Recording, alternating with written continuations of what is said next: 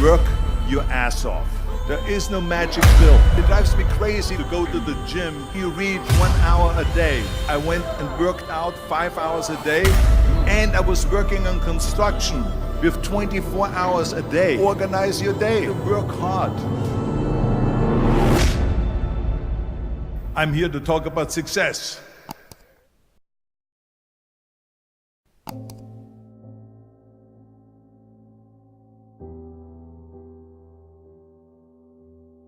I went to college.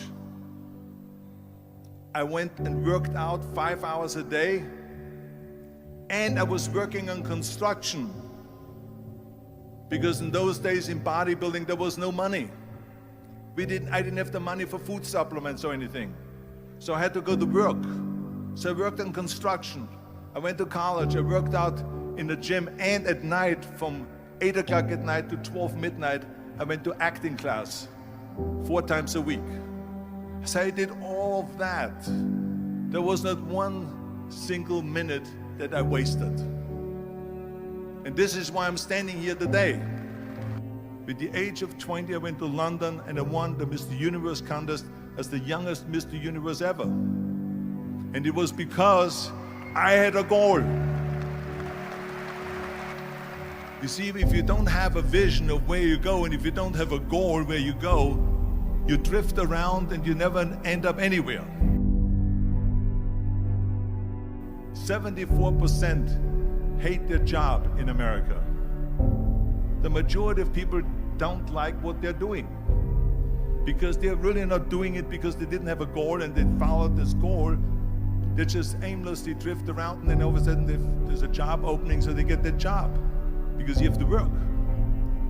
But then when you work, it's a chore. It's work. It's not fun. So if you think about, only a quarter of the people really enjoy what they're doing in life. So people always ask me, when they saw me in the gym in the pumping iron days, they say, why is it that you're working out so hard? 5 hours a day, 6 hours a day, and you have always a smile on your face. The others are working out just as hard as you do, and they look sour in the face. Why is that? And I told people all the time, I said, because to me, I'm shooting for a goal. In front of me is the Mr. Universe title. So every rep that I do gets me closer to accomplishing that goal, to make this goal, this vision, turn into reality. Every single set that I do, every repetition, every weight that I lift will get me a step closer to turn this goal into reality. So I couldn't wait to do another 500-pound squat. I couldn't wait to do another 500-pound bench press. I couldn't wait to do another 2,000 reps of sit-ups. I couldn't wait for the next exercise. So let me tell you something, visualizing your goal and going after it makes it fun.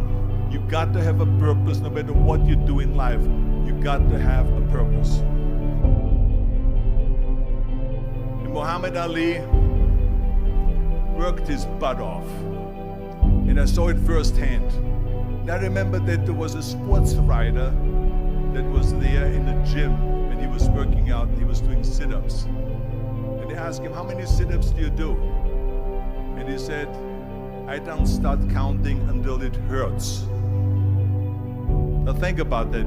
He doesn't start counting his sit-ups until he feels pain. That's when he starts counting. That is working hard. And so you can't get around the hard work. It doesn't matter who it is. Work your ass off. There is no magic pill. There is no magic out there. You cannot get around. You have to work and work and work. Make sure of this and make sure of that and all that stuff. So it's work. And it drives me crazy when people say that they don't have enough time to go to the gym for 45 minutes a day and work out, or to do something for 45 minutes to an hour a day to improve, if it is physically improve or if it is mentally to improve. Imagine you read 1 hour a day about history. How much you will learn after 365 hours in 1 year. Think about if you study about the history of musicians, of composers, how much you would know. Imagine if you would work on a business, on some business that you want to develop every day for an hour. Imagine how further along you will go and get. So it drives me nuts because when people say we don't have the time, we have 24 hours a day. We sleep 6 hours a day, so that gives you still 18 hours. So there's someone shaking their head out here in front. They say probably, I don't sleep 6 hours, I sleep 8 hours, right? Or just sleep faster. So we have 18 hours a day. The average person works around 8 to 10 hours. So let's assume it's 10 hours, so we have 8 hours left. Then you travel around an hour a day, maybe 2 hours a day. So now you have still 6 hours left. So what do you do with these 6 hours? What do you do with these 6 hours? Then we eat a little bit, then we schmooze a little bit, talk a little bit to people and all that stuff. But you can see how much time there is available if you organize your day. So you got to work hard. I hate plan B. And I tell you why. Because we have so many doubters, as I've said earlier, the no-sayers. We have so many of those people that say no and you can't do it, that's impossible. That is okay because we just turn off, as I said earlier, and we listen and we hear the no being a yes. You can't do it, you can do it, and all of that. So that is possible to do that amongst all the negative people around you. But when you start doubting yourself, that's very dangerous. Because now what you're basically saying is that if my plan doesn't work,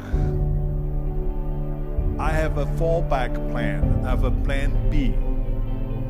And that means that you start thinking about plan B, and every thought that you put into plan B, you're taking away now that thought and that energy from plan A.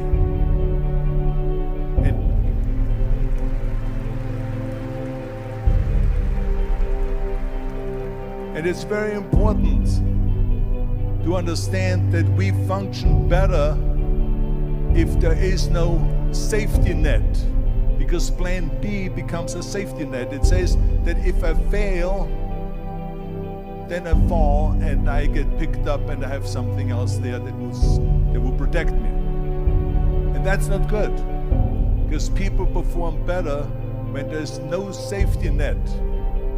People perform better in sports and everything else if you don't have a plan B.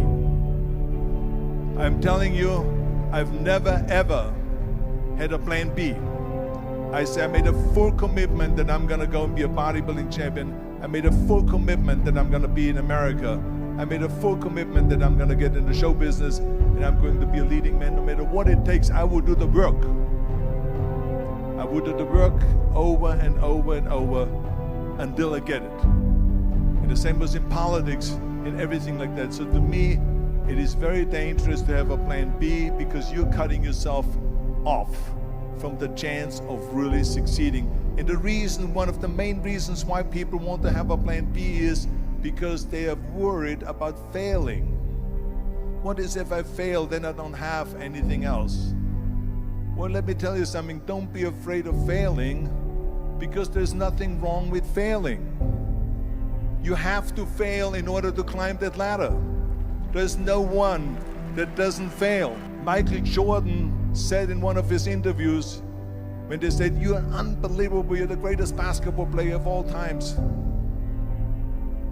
I mean, tell me about that. And he says, well, you're just mentioning the successes. But he says, for me to become the greatest basketball player, I missed 9,000 shots when I was playing basketball at the NBA games. So during these games that he was so successful, he missed 9,000 shots.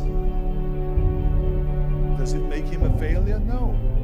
He's one of the greatest basketball players of all times, but he failed 9,000 times. Do you get it? We all fail. It's okay.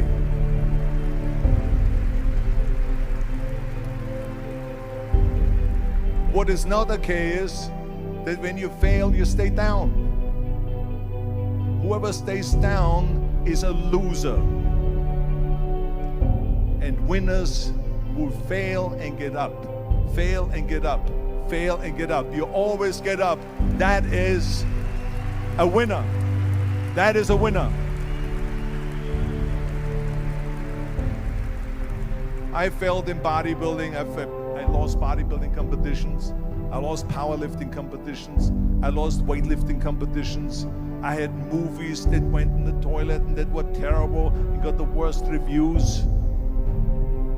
And in politics, I remember I had many of the initiatives on the ballot, and we lost. My approval rating in California went down to 28%, and then it went back up again, and I won again the governorship. Hey, we all lose.